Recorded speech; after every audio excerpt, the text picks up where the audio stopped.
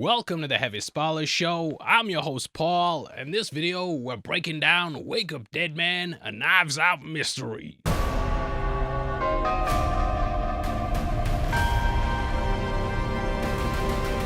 Apologies for the terrible impression, but the third installment of Rian Johnson's Knives Out series has just hit Netflix, and we're back with another Benoit Blanc mystery. You know the formula by now. We join another group of ridiculous individuals who become suspects in a classic whodunit. The film is filled with twists and big reveals and lots of things to talk about. Throughout this video, we're going to be going through the movie itself, that big twist at the end, and how Wake Up Dead Man holds up against the rest of the franchise. I think that's it for the intro, mate, so let's get into the video. Who killed Monsignor Wicks and why? And then...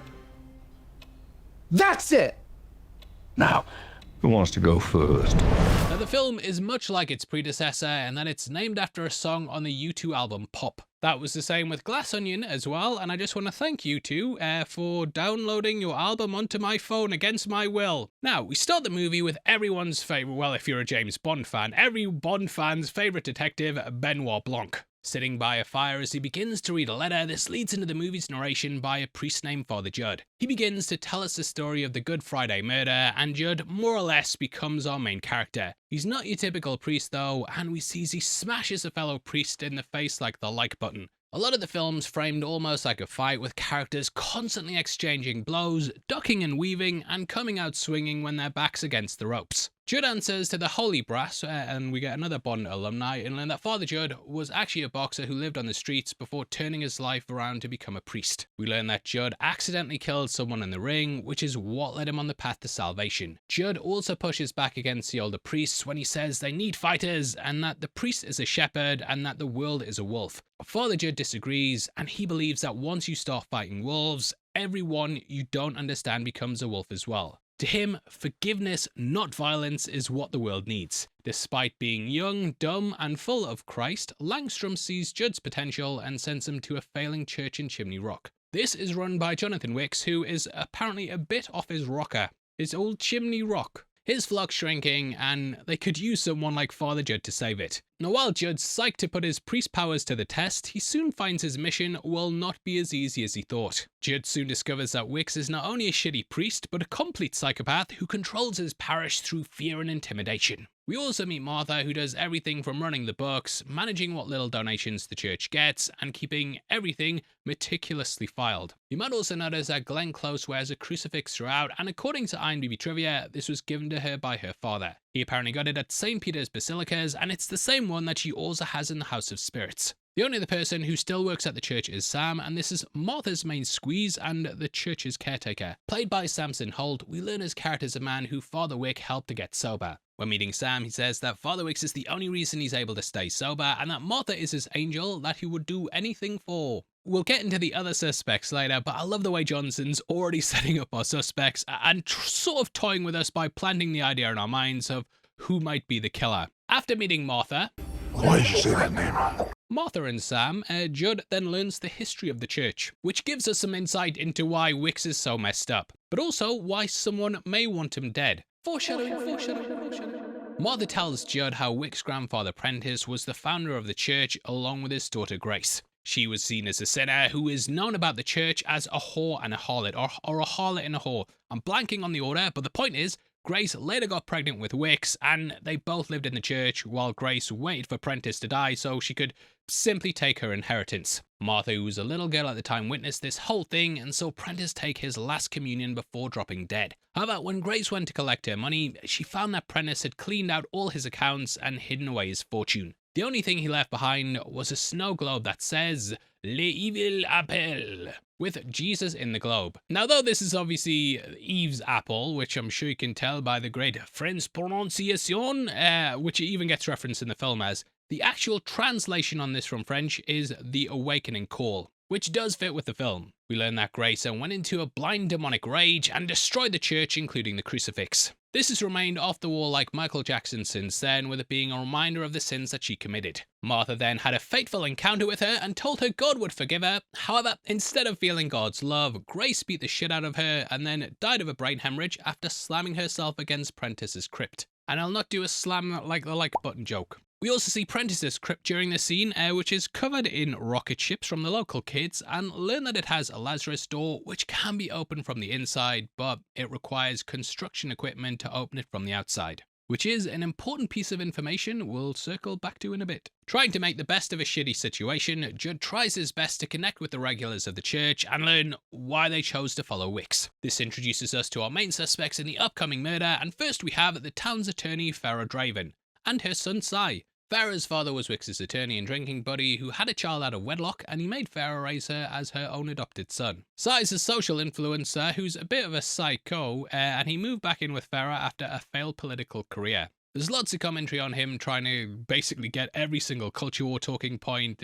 but because of this, no one really liked him and could tell he was disingenuous. He's a very, very on-the-nose metaphor for aspiring politicians and how they'll often try anything to gain popularity, including weaponizing the church. Farrah also clearly holds a judge against her dad and Wicks, but she does feel like it's a duty to care for the kid. He's not a kid anymore, you know what I mean. We then have the local Dr. Nat Sharp, who's played by Jeremy Renner. This is somewhat of a meta joke / callback to his inclusion in Glass Onion. There he owned a hot sauce company called Ren and Hot. Sharp is a self-certified wife guy until his wife leaves him for a guy she met on a fish messaging board. Plenty of fish, mate, you get it. This has destroyed his life and basically sent him into an alcoholic spiral. We then have Lee Ross, a once best-selling author whose career's now in the shitter. Ross is hoping to save his career by writing a book on Wicks, who he sees as a modern-day prophet. Last of the flock, Simone, who was a world-class musician until coming down with an unknown illness that caused her to be in constant pain. With doctors unable to figure out exactly what was wrong with her, she found Wicks, who promised he could heal her through prayer. We see that Wicks keeps the group tight and forces any newcomers out by berating them during his sermons. Obviously, you know, they all go to confession and he can lay out their darkest secrets in front of everyone, which the mainstays secretly love. So every Sunday, people are getting exposed, and it's kind of like that famous YouTuber who uses a shock collar on his dog. I think his name's Ryan Airy. Seeing how Wicks is taking advantage of all these people though, Father Judd tries his best to reach the flock by calling together a prayer group. However, they're so indoctrinated by Wicks that they quickly leave upon learning he won't be there. This further shows how deathly devoted these people are to Wicks, and how afraid they are of what he may do if he thinks they may have betrayed him. Before leaving, Martha then tells Judd that if there's anything they need to confess, they can do it with Wicks. But Judd challenges her by asking if she truly believes she could confess her deepest sin to him without fear. Martha then proves Judd wrong, as we see her leaving the confession booth completely out of breath. This is followed by Wicks, who is basically gasping for air as well, like he's just run a marathon. Now, maybe my mind is in the gutter, but I did guess straight away that they were having a little game of hide the bishop, which I don't think Sam would also be too psyched about. After months of seeing how Wicks handles the church though, Father Judd finally confronts him about him exploiting his flock through fear. This leads to our next boxing metaphor, and Wick punches him in the gut. Wick continues kicking Father Judd, talking about how the world needs to get angry and fight back. However, Judd doesn't take the bait. Judd stands his ground and tells Wicks that not only will he save his flock, but he will cut him out of the church like a cancer, which was all caught on camera by Cy. Whew. Wicks then calls his own prayer meeting to talk shit about Father Judd, and he throws a Bible at him when he tries to come to the meeting. Frustrated by failing his duties to God and everyone being against him, Judd gets wasted at the local watering hole and accidentally breaks one of the lamps with a wolf's head on it. Once back at the church, he throws the wolf head through one of the windows in an act of drunken defiance. This gives us our last piece of the puzzle and brings us to the day of the murder. And I must take my coat off because I'm absolutely boiling with these lights. The next morning, Judd recounts how it was a typical one of Wick's crazy sermons with only the hardcore regulars in attendance. We see Wick screaming and shouting at his followers as Judd says his anger today was more unhinged than usual. After giving his sermon, Father Judd takes over as Wick ducks into a side storage closet to recharge, which we later learn is code for taking a shot of Jesus juice. We then hear him collapse, and Judd walks over to find the wolf's head he threw in the night before is now painted red and lodged in Wick's back. The other members of the church then rush to see what's going on. With literal blood in his hand, Judd steps back to let Dr. Nat inspect him. Martha starts screaming once seeing the devil's head in his back, and she knocks over a crucifix at the altar. Dr. Nat then pulls out the head to reveal it's attached to a blade, and blood starts to pool beneath Wicks. This seals his fate and sets us off on our investigation. We then see the ambulance arrive to take Wicks away, and Judd joins the other members outside the church. It's here that Martha promises that Wicks will rise again. Judd is then questioned by Police Chief Mila Kunis, aka Chief Police Scott, and he's obviously suspect number 1. However, she lets Judd go as the murder seems impossible and she has no idea how he or anyone else could have done it. She also warns him that everyone thinks he's guilty, especially after Cy posts a video of him telling Wicks that he will cut him out like a cancer. Judd then admits to us in his narration that in his heart he was happy Wicks was dead, and we see him go to the church to pray. He asks God to help him through this, and his prayers are immediately answered by the noble Saint Benoit Blanc.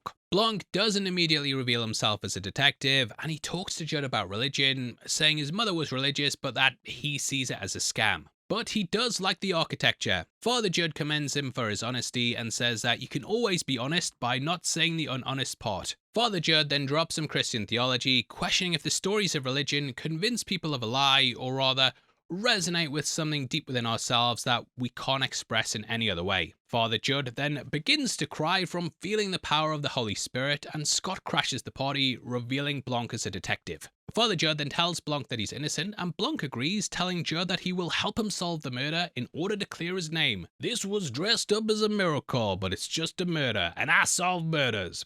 I fucking love Daniel Craig. Blanc then enlists Judd to help him in the investigation with a 3-step plan. First, they'll go to view the body, then trace the murder weapon, inspect the crime scene, and ultimately solve the murder in classic Benoit Blanc style. Judd's determined to clear his name as well, and he agrees to catch the real killer with Blanc. We then head over to El Diablo, which is a bar that Judd was drinking at when he got the wolf's head. And El Diablo, of course, means devil. Blanc holds a picture of the bar with a wolf's headlamp over the spot where it sits now, and over again moves it back and forth. You wonder what's going on, and not only does the picture have the lamp, but it also shows Dr. Nat sitting at the bar with his briefcase. Also have to point out the quick shot of Jeremy Renner next to the Mephisto poster. Fun little MCU Easter egg there. Also, it's kind of funny how his character is called Nat in the film, which was Hawkeye's nickname for Black Widow. And yeah, I don't think I have to point out that both Brolin and Renner featured in Endgame, but we're pointing it out anyway. We also have the return of Rian Johnson mainstay Noah Segan, who featured in Looper, The Last Jedi, Knives Out, and also Glass Onion. Back at the church, Father Judd, Blanc, and Scott then go over the facts.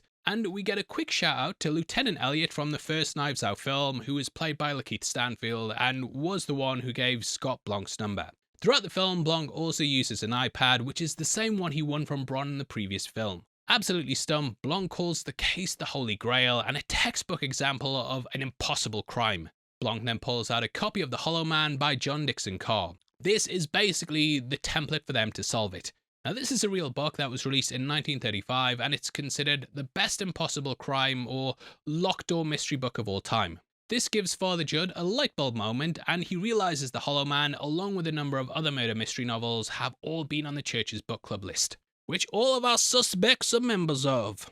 The three then head to the scene of the crime, and Blanc goes over the possible scenarios for an impossible murder, as laid out in Carr's book. These scenarios are all ones given in the actual Hollow Man novel in chapter 17, where the character Dr. Fell explains the various ways someone can commit an impossible murder, much like Blanc does here. Wanting them to leave in respect for the church, Father Judd is basically kicked out and told to get the fuck out of there. Judd then goes to Sam's garage to blow off some steam on his heavy bag, and there's another lightbulb moment when he sees Sam watching the Cubs game. He knows that he taped the previous game during Wick's service, and cross-referencing the tape with Wick's murder, they find slight interference, which indicates a remote control device could have caused that issue. However, it did happen after Wicks was already dead.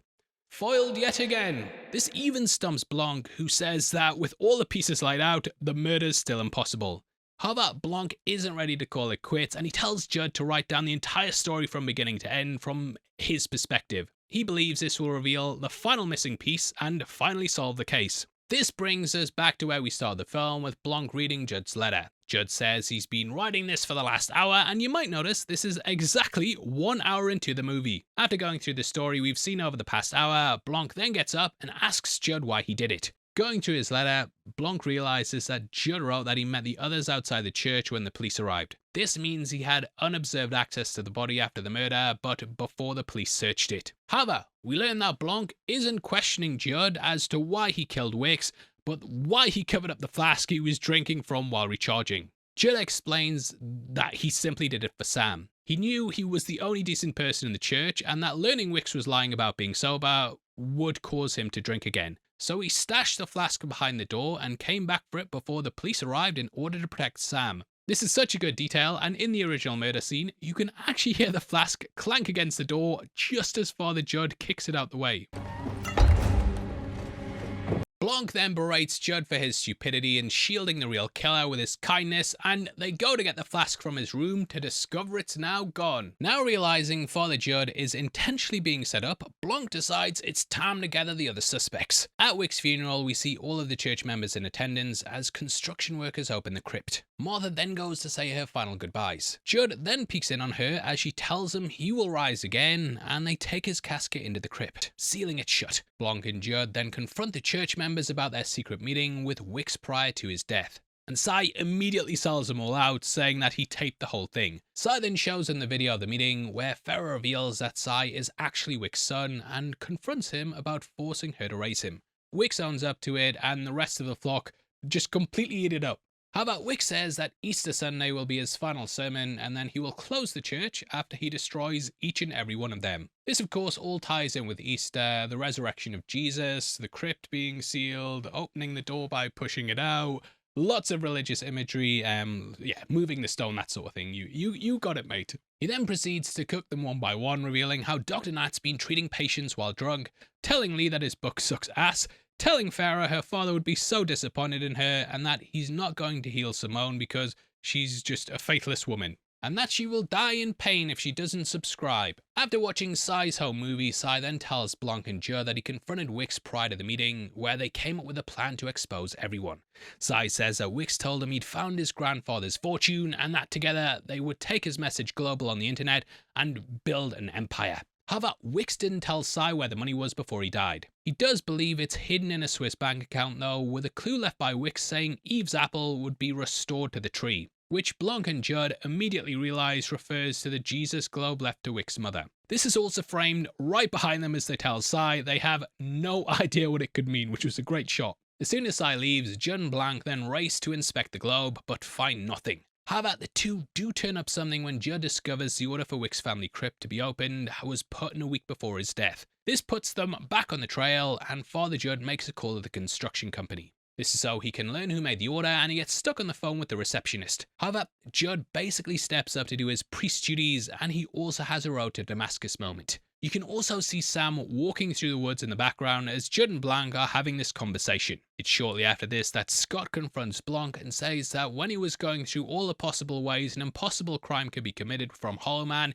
he left out the fourth option, which is the victim is presumed dead before he actually is. This gives the murderer time to produce a scene and get in the room ahead of anyone else to stab him. Now, if you've ever watched Jonathan Creek obsessively like I did as a kid, then you might remember there was something like this involving an electric alarm clock that knocked a judge out, and then a policewoman went in and secretly stabbed him. Don't think it's on YouTube. There is an episode though, and I tried to look, and I did think about that a lot when we were going through this moment. Scott then says she watched back Cy's video of the murder, and there were 9 seconds where Father Judd was alone in the closet with Wicks, which was plenty of time to get the knives in and later take the knives out, eh? Blanc then says she's right, but that he still needs more time to put the whole picture together. But she says, no, dagnammit, I'll bring him in myself. Terrible impression. We then cut to Father Judd walking through the woods in the storm when he hears the ping of an iPhone and sees Sam coming out from behind the crypt. Sam faces the crypt and Father Judd watches as the Lazarus door opens and Wicks walks out. Praise be! Sam and Wicks then duck into the bushes and Judd chases after them. He then ends up sliding ass first into the mud before following them into the bush and being met with a punch in the face. Judd wakes up with a knife in his hand and Wicks standing over him as lights begin to flash. Father Judd lunges at Wicks with a knife, but we then cut to Judd opening his eyes and he gets up to find Sam with a knife in his chest. This is actually the same knife we saw Sam with when we first met him at the beginning of the movie. Blanc then finds Father Judd next to Sam's body, but Judd bolts before Blanc can stop him. Blanc and Scott then discover that Wicks' body is gone and Martha shows up to praise Wicks' resurrection. There's a lot of funny parts of the movie, but Martha just popping up like the butler from Mr. Deeds is by far my favourite gag. One of the other officers then finds his motion camera set up on Sam's house, and Scott tells him to take it to the lab and shut down the scene as a homicide. We then cut to Father Judd making his great escape when he gets a call back from the receptionist he called earlier about the crypt. And she tells him that Wicks was the one who put the order in to open the crypt. We'll break down what this all means at the end, but goddamn, the twists just keep coming. Judd then thinks he sees Wicks again, but it turns out to just be a tree. But I know that Father Judd peed his pants just a little bit there. Leaving Father Judd pissing in the woods, the rest of the flock then get the call from Martha that Wicks is back. We then see Dr. Nat open the door to some unknown visitor, saying, "Praise be, it's been accomplished." Back at the police station, the tech nerd then pulls up the footage of Wicks' resurrection and Father Judd following him and Sam into the woods. Then a forensic nerd comes in to tell Scott that Blanc and Judd's prints were the only ones found on the murder weapon. With Judd back at the top of the suspect list, Blanc goes to leave the station, and who else does he see? None other than Father Judd walking into the station to turn himself in. However, Blanc intercepts him before he can make it to the front desk and whisks him away before he can confess to killing Sam. Blanc shoves Father Judd into his car and tells Judd he's going to tell him exactly what happened after he tells him how to get to Dr. Nat's house. Once there, Blanc and Father Judd see the place is trashed and find Wicks' body in the basement in a tub full of acid. They also find Wicks' hand disintegrated to the bone and wrapped around the neck of Dr. Nat's skeleton. Holy shit! Blanc then goes to cover the scene and finds a bottle of Dr. Nat's pentobarbital, and now having all the pieces together, Blanc calls Scott to tell her it's over, but Father Judd still insists on turning himself in for killing Sam and heads back to the church. Catholicism is of course all about guilt, and yeah, I love how he basically carries this throughout the movie, from not only the boxing match, but also this as well. Father Judd then arrives to find everyone there, and as he goes inside to kneel before the altar, Scott comes in to read him his rights. However, as Father Judd begins to confess to killing Sam, he's dramatically interrupted by Benoit Blanc, who's ready to put on his grand reveal. Blanc begins by explaining that Wicks wasn't dead when he collapsed in the closet, but was knocked unconscious by a very powerful tranquilizer. This was slipped into his flask, and it left Wicks defenseless, which gave the killer enough time to enter the closet and kill him. Father Judd says it's impossible because he saw the knife in his back, but Blanc explains that he already showed him how this was possible back at the Devil Bar. Flashing back to when Blanc was inspecting the picture of the lamp with the wolf's head, we can see there are two identical lamps in the picture, and both wolves' heads were missing when they were in the bar. Blanc goes on to explain that the heads were painted the same colour red as the piece of thread found near the body, as well as the same colour of Wicks' vestments. This is because it was sewn to the back of his robes. Hollowed out and filled with a small amount of blood, this was triggered by a remote control. Now what I love is that if you go back to the scene earlier in the film, you can see the head on Wicks' robe as he enters the closet, which is such a good touch. We then see that it was Dr. Nat who triggered the remote and used his position as a doctor to get Judd out of the room before he could investigate the fake head and discover Wicks wasn't really dead. Then, when Martha freaked out and distracted everyone, Dr. Nat stabbed Wicks in the back with a knife and slipped the other into his jacket. However, the final piece of his plan was foiled because he couldn't find the flask, and yeah, this was because Judd hid it behind the door to save Sam. No one is really surprised though, as they know what Wicks had on Dr. Nat,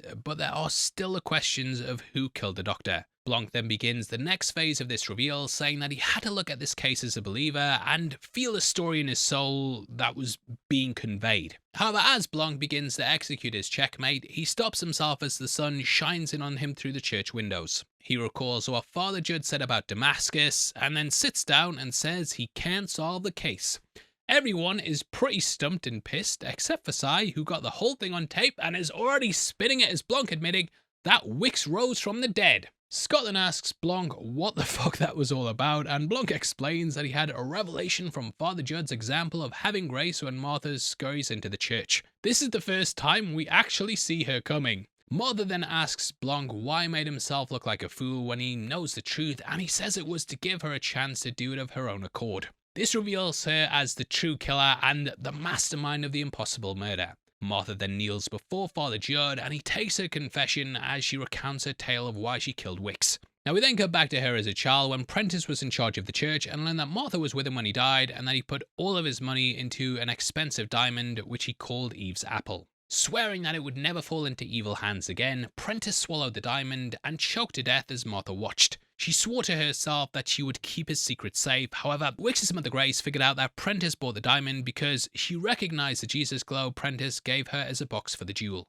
We then see the same scene of Wicks' mother destroying the church as she looks for the diamond. Blanc describes how it was her one way out of a life of desperation and shame, and this is what sent her over the edge. We also see what young Martha really said to Grace as she calls her a harlot whore and tells her that she'll never find the jewel. This confirms that she fully deserved that arse whooping that Grace gave her and that she was the one who dubbed her harlot whore. This in turn is the lie that set the entire foundation for the church. Young Martha also laughs as Grace is wailing on her, showing how she's a little bit of a psychopath.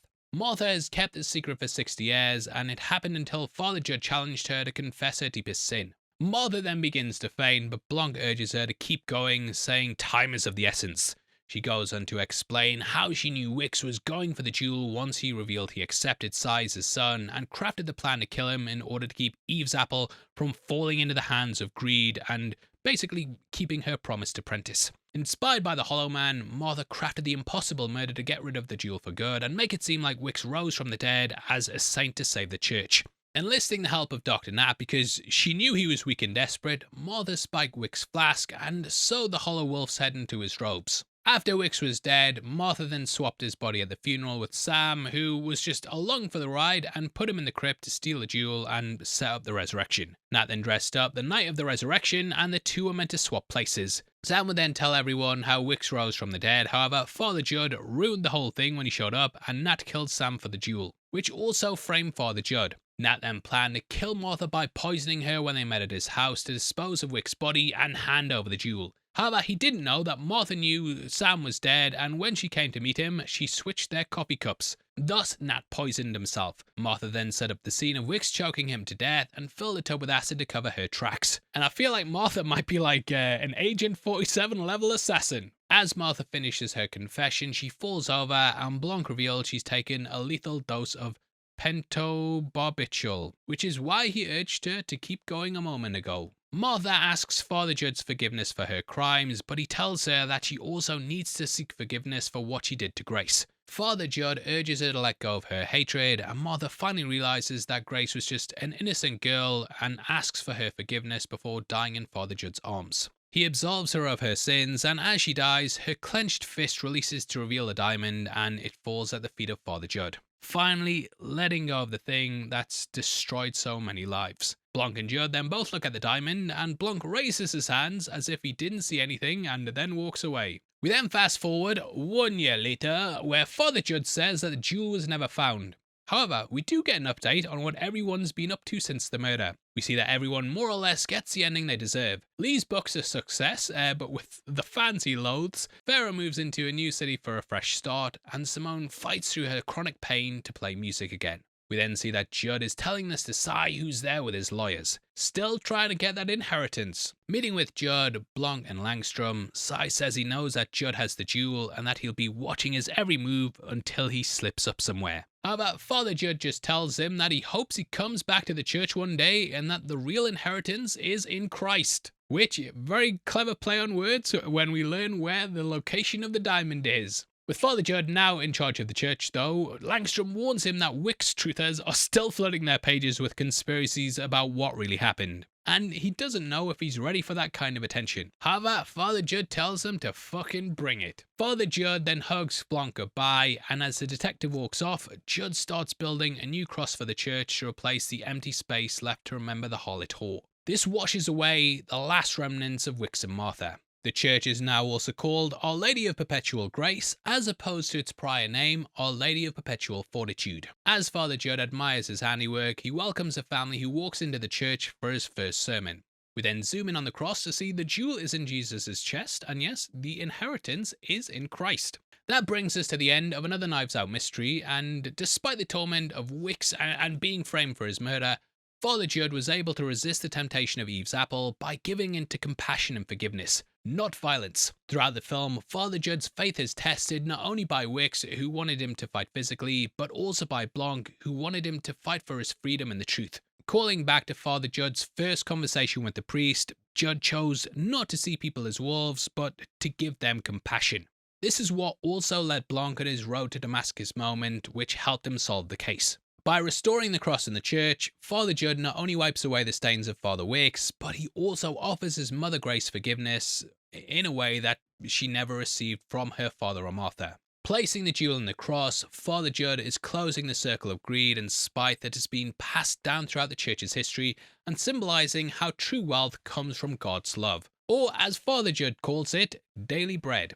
Now, while the film's still filled with comedy and an all-star cast like the previous two Knives Out films, Wake Up Dead Man leans much more into the thriller aspects of a murder mystery and delivers what I think is probably the most clever and satisfying reveal in the franchise. So far anyway. Playing on the concept of an impossible murder and leaning into the more personal themes of religion and how that impacts someone's motivations adds a lot of deeper layers to the film and makes the absurd murder feel much more grounded. It's no secret as well, I'm obviously, a fan of Daniel Craig as James Bond, but I think Benoit Blanc may be the role he was born to play because he's just so good in this part. And I will take as many more of these movies as him and Johnson can pump out. Also, I want to highlight Josh Connor as Father Judd, as he does a lot of the heavy lifting of this film alongside Craig and just completely stole the show amongst a cast of heavy hitters. But that shuts the book on another Knives Out mystery, and I'd love to hear your thoughts on the movie below. How do you think Wake Up Dead Man stacks up to the other Knives Out mysteries, and what kind of case would you like to see Benoit Blanc take on next? Before you go as well, make sure you check out our merch store below because, yeah, we've got lots of t-shirts on there just in time for Christmas. Big sale on at the moment, and the more you buy, the more money you get off. Huge thank you as well to everyone who's picked one up, and if you want to support the channel and get early access to videos every single month, then it's 99 cents a month. That's our membership stuff. Again, you'll get a breakdown once a week before anyone else, and it all goes towards helping videos like this get made. I'll stop internet begging. Now, if you want somebody else to watch, guess what? We've got a breakdown on screen right now. Welcome to Derry was heartbreaking, wasn't it, mate? Absolutely devastating, but yeah, that's definitely a breakdown you want to see, so head over there right after this. With that out of the way, though, I've been your host, Paul. You've been the best. I'll see you next time. Take care. Peace.